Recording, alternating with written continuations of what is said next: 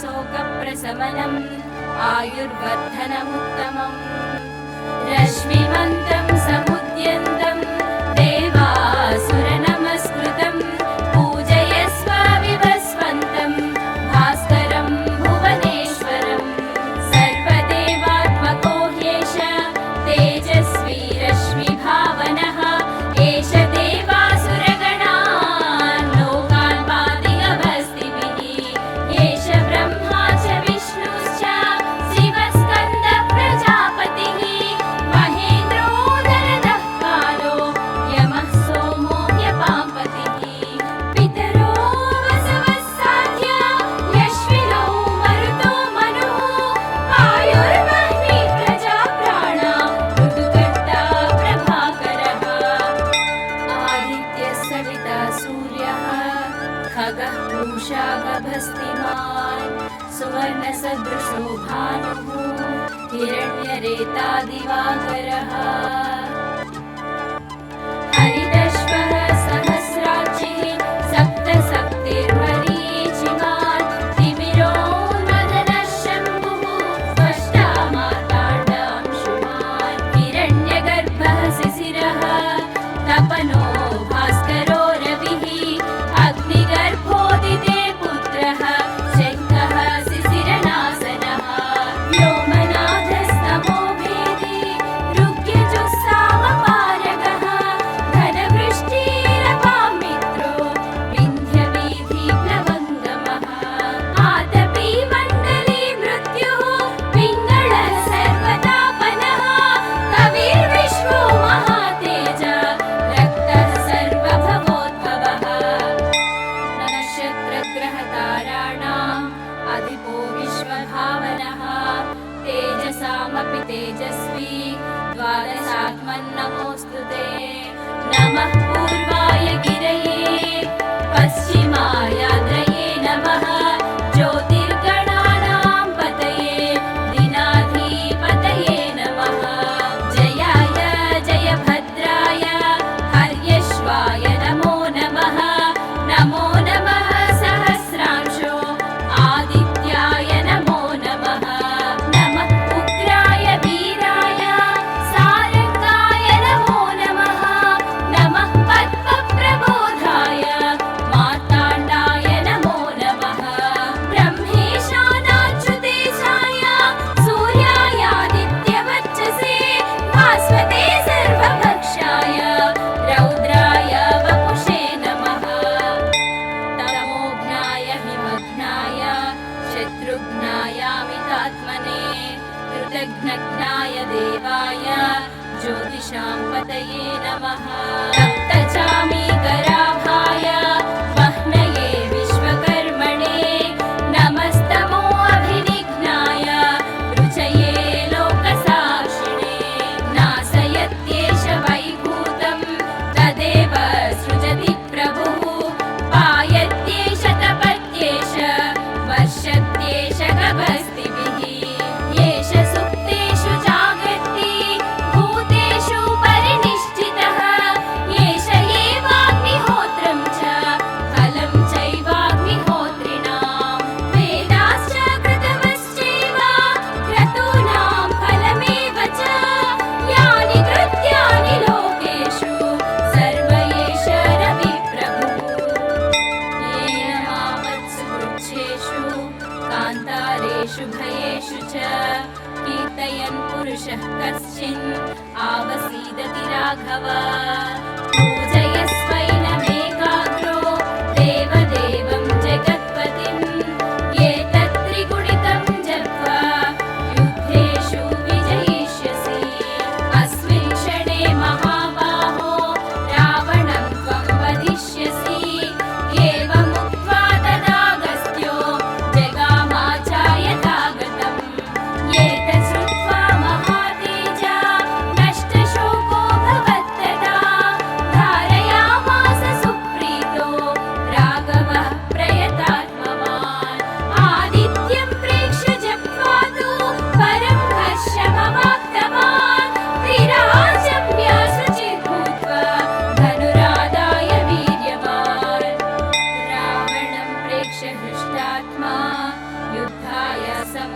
नागमत् सर्वयत्नेन महता वधे तस्य द्रुतोऽभवत् अथ रविरवदन् निरीक्ष्य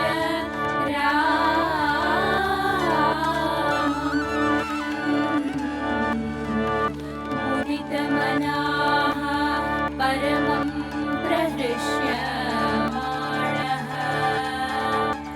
निशिचरपतिः संशयं विदित्वा सुरगण मध्यगतो वचस्त्वरे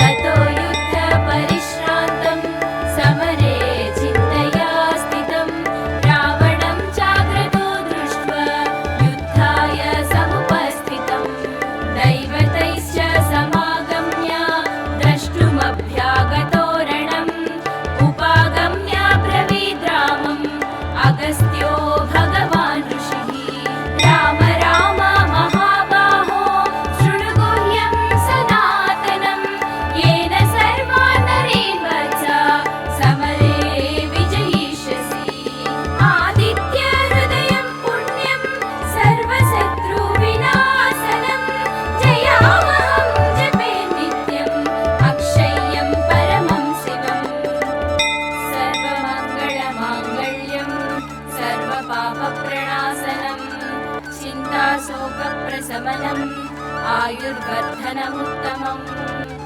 रश्मिमन्तं समुद्यन्तं देवासुरनमस्कृतं पूजयस्व विवस्वन्तं भास्करं भुवनेश्वरं सर्वदेवात्मको ह्येष तेजस्वी रश्मिभावनः एष देवासुरगणान् लोकान् पाति अवस्थिभिः एष ब्रह्मा च विष्णुश्च शिवस्कन्दः प्रजापतिः महेन्द्रो दरदः कालो यमः सोमो ह्यपाम्पतिः पितरो वसवः साध्य यश्विनौ मरुतो मनुः वायुर्वह्नि प्रजा प्राणा ऋतुकर्ता प्रभाकरः आदित्यः सविता सूर्यः खगः पूषा गभस्तिमान् सुवर्णसदृशो भानुः हिरण्यरेता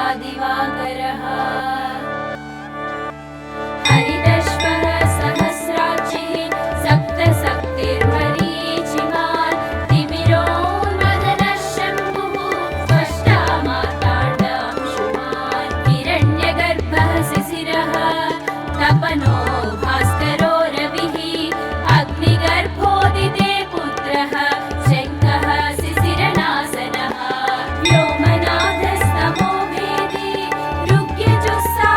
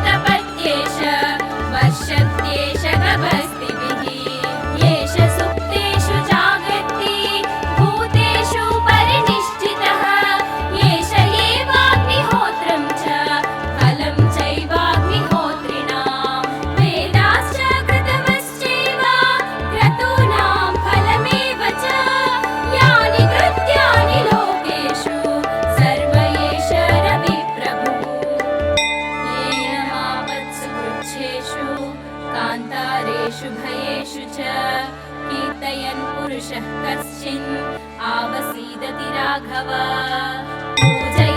पूजयस्वैनमेकाग्रो देवदेवं जगत्पतिम् एतत् त्रिगुणितं जप्त्वा युद्धेषु विजयिष्यसि अस्मिन् क्षणे महाबाहो रावणं त्वं वदिष्यसि एवमुक्त्वा तदागस्त्यो जगामाचार्यथागतम् एतत् श्रुत्वा महातेजा नष्टशोको भवत्तदा धारयामास सुप्रीतो राघवः प्रयतात्मवान् आदित्यं प्रेक्ष्य जप्त्वा तु परं हर्षमवाप्तवान् त्रिराजम्य शुचिर्भूत्वा धनुरादाय वीर्यवान् रावणं प्रेक्ष्य हृष्टात्मा युद्धाय समुपागमत् सर्वयत्नेन महता वधे तस्य द्रुतोऽभवत् अथ रविरवदन् निरीक्ष्य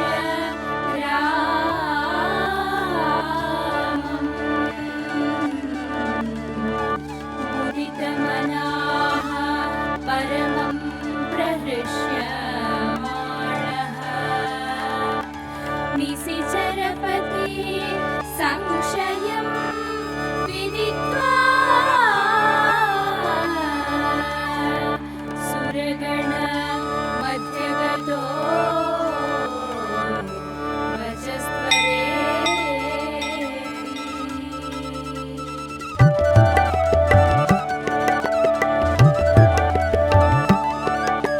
ततो युद्धपरिश्रान्तं समरे चिन्तया स्थितं रावणं चाग्रतो दृष्ट्वा युद्धाय समुपस्थितं दैवतैश्च समागम्य द्रष्टुमभ्यागतो रणम् उपागम्य ब्रवीद्रामम् अगस्त्यो भगवान् ऋषिः राम राम महाबाहो शृणु गुह्यं सनातनं येन सर्वान् नरीन् वत्स समरे विजयिष्यसि आदित्यहृदयं पुण्यं सर्वशत्रुविनाशनं जयामहं जपे नित्यम् अक्षय्यं परमं शिवम् सर्वमङ्गलमाङ्गल्यं सर्वपापप्रणाशनं चिन्ताशोकप्रशमनम् आयुर्वर्धनमुत्तमम् रश्मिमन्तं समुद्यन्तं देवासुरनमस्कृतं पूजयस्व विवस्वन्तं भास्करं भुवनेश्वरं सर्वदेवात्मको ह्येष तेजस्वी रश्मिभावनः एष देवासुरगणान् लोकान् पातिगभस्तिभिः एष ब्रह्मा च विष्णुश्च शिवस्कन्दः प्रजापतिः महेन्द्रो नरदः कालो यमः सोमो ह्यपाम्पतिः पितरो वसवः साध्य यश्विनौ मरुतो मनुः वायुर्वह्निः प्रजाप्राणा ऋतुकर्ता प्रभाकरः आदित्यः सविता सूर्यः खगः पूषा गभस्तिमान् सुवर्णसदृशो भानुः हिरण्यरेता दिवाकरः हरिदश्वः सहस्राक्षिः सप्तशक्तिर्मरीचिमान् तिमिरोन्मदनः शम्भुः स्पष्टा मार्ताण्डांशुमान् हिरण्यगर्भः शिशिरः तपनो भास्करो रविः अग्निगर्भोदिते पुत्रः शङ्खः शिशिरनाशनः व्योमनाथस्तमो भेदी ऋग्यजुस्सामपारगः घनवृष्टिरपां मित्रो विन्ध्यवीथिप्लवङ्गमः आतपी मण्डली मृत्युः पिङ्गळः सर्वतापनः कविर्विश्वो महातेज रक्तः सर्वभवोद्भवः नक्षत्रग्रहताराणाम् अधिपो विश्वभावनः तेजसामपि तेजस्वी द्वादशात्मन्नमोऽस्तु ते नमः पूर्वाय गिरये पश्चिमायाद्रये नमः ज्योतिर्गणानां पतये दिनादिदेवताय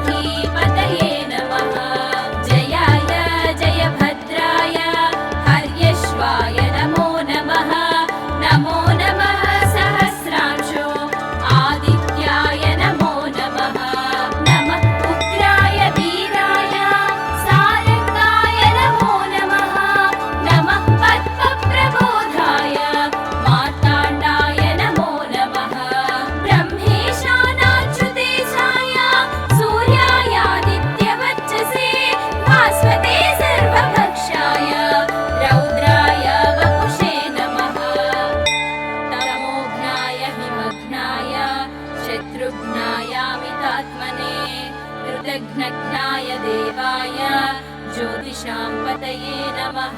सप्तचामीकराभाय वह्नये विश्वकर्मणे नमस्तमो अभिनिघ्नाय रुचये लोकसाक्षिणे। नासयत्येष वैभूतं तदेव सृजति प्रभुः। पायत्येष तपत्येष वर्षत्येष गभस्तिभिः। येष सुप्तेषु जागर्ति भूतेषु परिनिष्ठितः। येष एवाग्निहोत्रं च फलं चैवाग्निहोत्रिणां। वेदाश्च कृतवश्चैव क्रतूनां फलमेव च। यानि कृत्यानि लोकेषु सर्व एष रविप्रभुः। येन मावत्सु वृक्षेषु कान्तारेषु भयेषु च कीर्तयन् पुरुषः कश्चिन् आवसीदति राघव। पूजयस्वैनमेकाग्रो देवदेवं जगत्पतिम्। एतत् त्रिगुणितं जप्त्वा युद्धेषु विजयिष्यसि। अस्मिन् क्षणे महाबाहो रावणं त्वं वधिष्यसि। एवमुक्त्वा तदागस्त्यो जगामाचार्यथागतम्। एतत् श्रुत्वा महातेजा नष्टशोको भवत्तदा। धारयामास सुप्रीतो राघवः प्रयतात्मवान्। आदित्यं प्रेक्ष्य जप्त्वा तु परं हर्षमवाप्तवान्। विराजम्य शुचिर्भूत्वा धनुरादाय वीर्यवान्। रावणं प्रेक्ष्य हृष्टात्मा युद्धाय समुपागमत्। सर्वयत्नेन महता वधे तस्य द्रुतोऽभवत्। अथ रविरवदन् निरीक्ष्य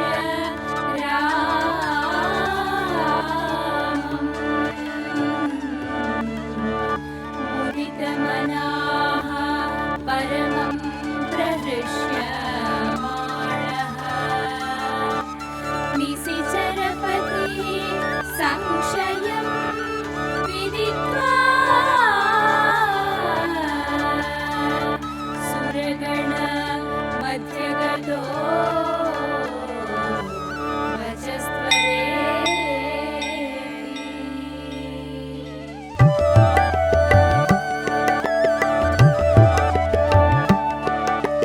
ततो युद्धपरिश्रान्तं समरे चिन्तया स्थितं। रावणं चाग्रतो दृष्ट्वा युद्धाय समुपस्थितं।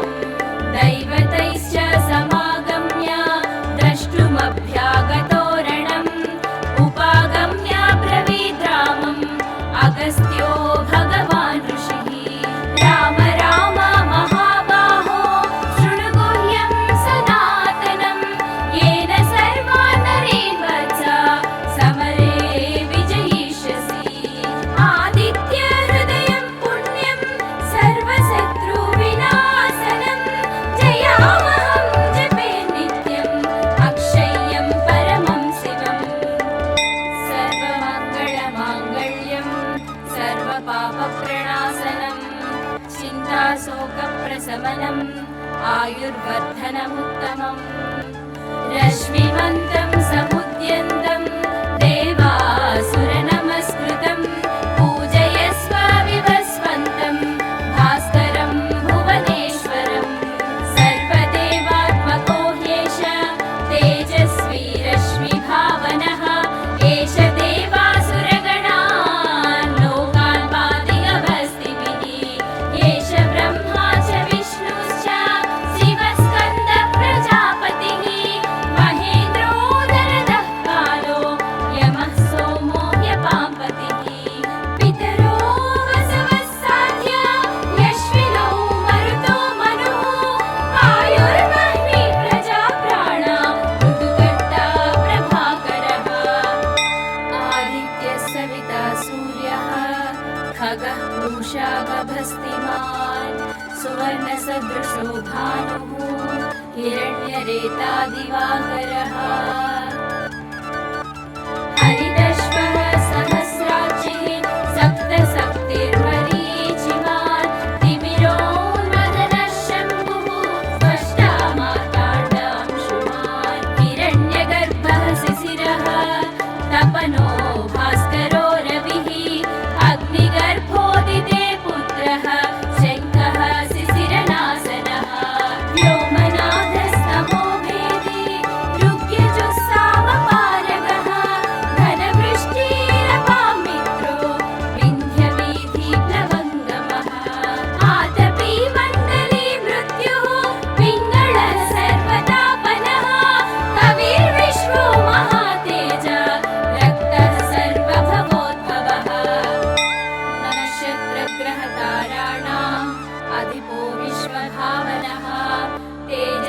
प्रतापि तेजस्वी द्वादशात्मन्नमोऽस्तु ते। नमः पूर्वाय गिरये पश्चिमायाद्रये नमः ज्योतिर्गणानां पतये दीनाधिपतये नमः। जयाय जयभद्राय हर्यश्वाय नमो नमः।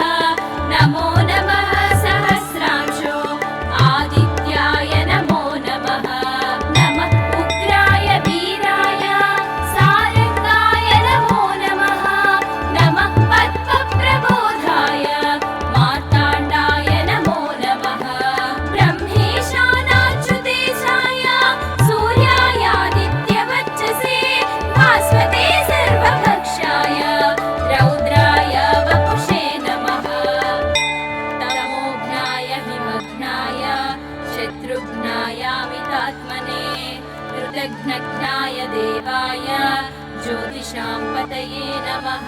रक्तचामीकराभाय वह्नये विश्वकर्मणे नमस्तमो अभिनिघ्नाय रुचये लोकसाक्षिणे। नाशयत्येष वैभूतं तदेव सृजति प्रभुः पायत्येष तपत्येष वर्षत्येष गभस्तिभिः।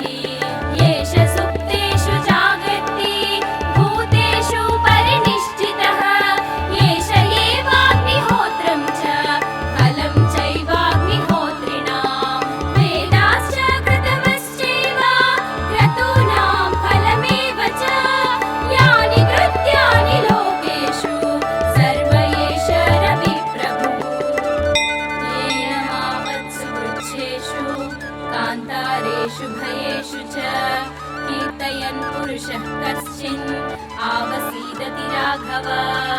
पूजयस्वैनमेकाग्रो देवदेवं जगत्पतिं एतत्त्रिगुणितं जप्त्वा युद्धेषु विजयिष्यसि। अस्मिन् क्षणे महाबाहो रावणं त्वं वधिष्यसि। एवमुक्त्वा तदागस्त्यो जगामाचार्यथागतम्। एतत् श्रुत्वा महातेजा नष्टशोको भवत्तदा धारयामास सुप्रीतो राघवः प्रयतात्मवान्। आदित्यं प्रेक्ष्य जप्त्वा तु परं हर्षमवाप्तवान्। त्रिराजम्य शुचिर्भूत्वा धनुरादाय वीर्यवान्। रावणं प्रेक्ष्य हृष्टात्मा युद्धाय समुपागमत्। सर्वयत्नेन महता वधे तस्य द्रुतोऽभवत्। अथ रविरवदन् निरीक्ष्य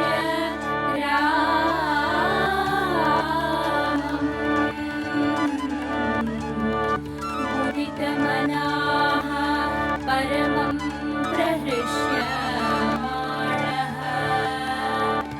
निशिचरपति संशयं विदित्वा सुरगण मध्यगतो वचस्त्वरे।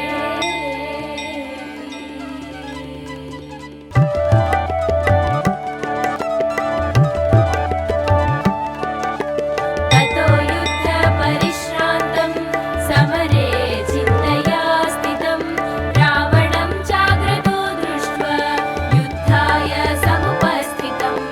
दैवतैश्च समागम्य द्रष्टुमभ्यागतो रणम्। उपागम्य ब्रवीद्रामम् अगस्त्यो भगवान् ऋषिः। राम राम महाबाहो शृणु गुह्यं सनातनं। येन सर्वान् नरेन् वत्स समरे विजयिष्यसि। आदित्य हृदयं पुण्यं सर्वशत्रुविनाशनं।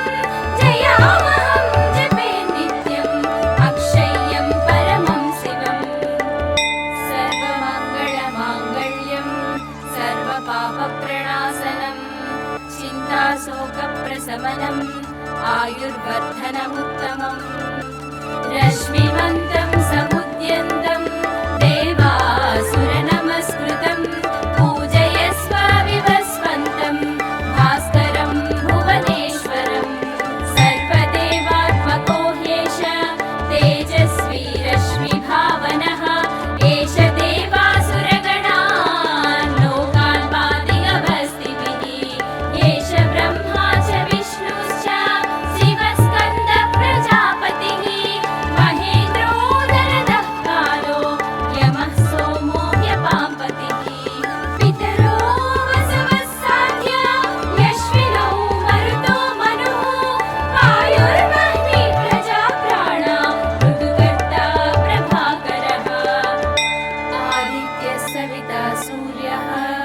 खगः पूषा गभस्तिमान् सुवर्णसदृशो भानुः हिरण्यरेता दिवाकरः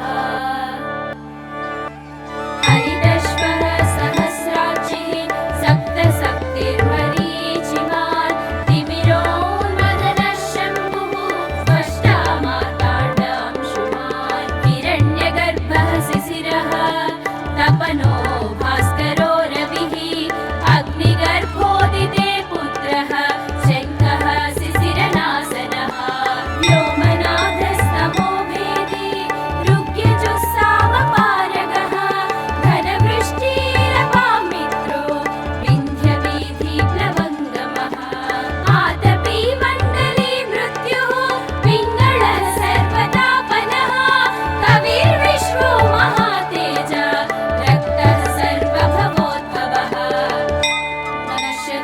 नक्षत्रग्रहताराणाम् अधिपो विश्वभावनः तेजसामपि तेजस्वी द्वादशात्मन्नमोऽस्तु ते नमः पूर्वाय गिरये पश्चिमायाद्रये नमः ज्योतिर्गणानां पतये दिनाधिपतये नमः जयाय जयभद्राय हर्यश्वाय नमो नमः नमो नमः सहस्रांशो आदित्याय नमो नमः नमः उग्राय वीराय सारंगाय नमो नमः नमः पद्मप्रबोधाय मार्ताण्डाय नमो नमः ब्रह्मेशानाच्युतेशाय सूर्यायादित्यवच्चसे भास्वते सर्वभक्षाय रौद्राय वपुषे नमः तमोघ्नाय हिमघ्नाय शत्रुघ्नायामितात्मने कृतघ्नघ्नाय देवाय ज्योतिषां पतये नमः सप्तचामीकराभाय वह्नये विश्वकर्मणे नमस्तमो अभिनिघ्नाय रुचये लोकसाक्षिणे नाशयत्येष वैभूतं तदेव सृजति प्रभुः पायत्येष तपत्येष वर्षत्येष गभस्तिभिः येष सुप्तेषु जागर्ति भूतेषु परिनिष्ठितः येष एवाग्निहोत्रं च फलं चैवाग्निहोत्रिणां वेदाश्च कृतवश्चैव क्रतूनां फलमेव च यानि कृत्यानि लोकेषु सर्व एष रविप्रभुः येन मावत्सु वृक्षेषु कान्तारेषु भयेषु च कीर्तयन् पुरुषः कश्चिन् आवसीदति राघव पूजयस्वैनमेकाग्रो देवदेवं जगत्पतिम् एतत्त्रिगुणितं जप्त्वा युद्धेषु विजयिष्यसि अस्मिन् क्षणे महाबाहो रावणं त्वं वदिष्यसि एवमुक्त्वा तदागस्त्यो जगामाचायथागतम् एतत् श्रुत्वा महातेजा नष्टशोको भवत्तदा धारयामास सुप्रीतो राघवः प्रयतात्मवान् आदित्यं प्रेक्ष्य जप्त्वा तु परं हर्षमवाप्तवान् त्रिराजम्य शुचिर्भूत्वा धनुरादाय वीर्यवान् रावणं प्रेक्ष्य हृष्टात्मा युद्धाय समुपागमत् सर्वयत्नेन महता वधे तस्य द्रुतोऽभवत् अथ रविरवदन् निरीक्ष्य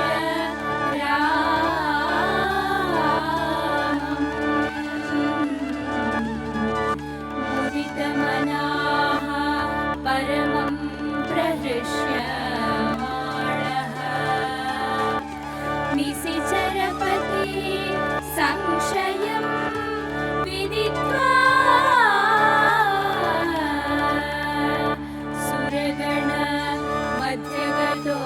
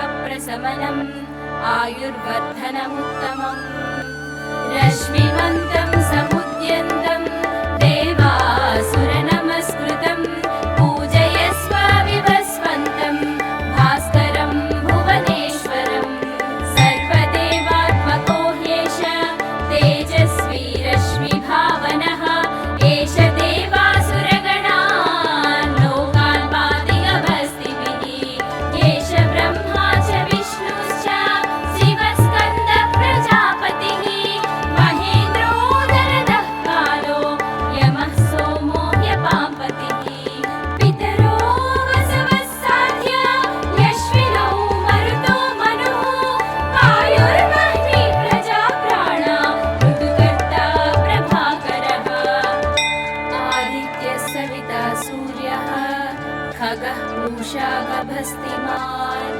सुवर्णसदृशो भानुः हिरण्यरेता दिवाकरः हरिदश्वः सहस्राक्षिः सप्तशक्तिर्मरीचिमान् तिमिरोन्मदनः शम्भुः त्वष्टा मार्ताण्डांशुमान् हिरण्यगर्भः शिशिरः तपनो भास्करो रविः अग्निगर्भोदिते पुत्रः शङ्खः शिशिरनासनः व्योमनाथस्तमो भेदी ऋग्यजुस्सामपारगः घनवृष्टिरपां मित्रो विन्ध्यवीथिप्लवङ्गमः आतपी मण्डली मृत्युः पिङ्गळः सर्वतापनः कविर्विश्वो महातेज रक्तः सर्वभवोद्भवः नक्षत्रग्रहताराणाम् अधिपो विश्वभावनः तेजसामपि तेजस्वी द्वादशात्मन्नमोऽस्तु ते नमः पूर्वाय गिरये पश्चिमायाद्रये नमः ज्योतिर्गणानां पतये दिनाधिपतये नमः जयाय जयभद्राय हर्यश्वाय नमो नमः नमो नमः सहस्रांशो आदित्याय नमो नमः नमः उग्राय वीराय सारंगाय नमो नमः नमः पद्मप्रबोधाय मार्ताण्डाय नमो नमः ब्रह्मेशानाच्युतेशाय सूर्यायादित्यवच्चसे भास्वते सर्वभक्षाय रौद्राय वपुषे नमः तमोघ्नाय हिमघ्नाय शत्रुघ्नायामितात्मने कृतघ्नघ्नाय देवाय ज्योतिषां पतये नमः सप्तचामीकराभाय वह्नये विश्वकर्मणे नमस्तमो अभिनिघ्नाय रुचये लोकसाक्षिणे नासयत्येष वैभूतं तदेव सृजति प्रभुः पायत्येष तपत्येष वर्षत्येष गभस्तिभिः येष सुप्तेषु जागर्ति भूतेषु परिनिष्ठितः येष एवाग्निहोत्रं च फलं चैवाग्निहोत्रिणां वेदाश्च कृतवश्चैव क्रतूनां फलमेव च यानि कृत्यानि लोकेषु सर्व एष रविप्रभुः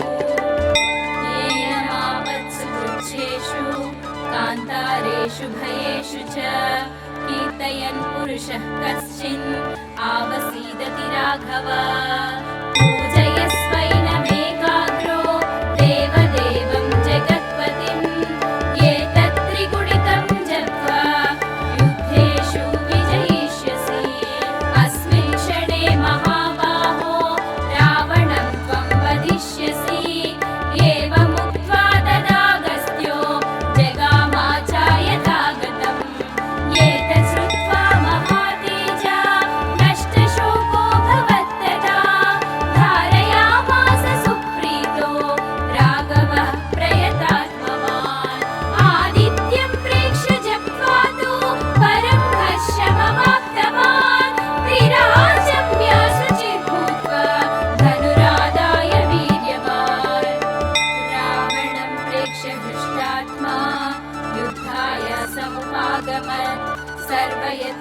महता वधे तस्य द्रुतोऽभवत् अथ रविरवदन्निरीक्ष्य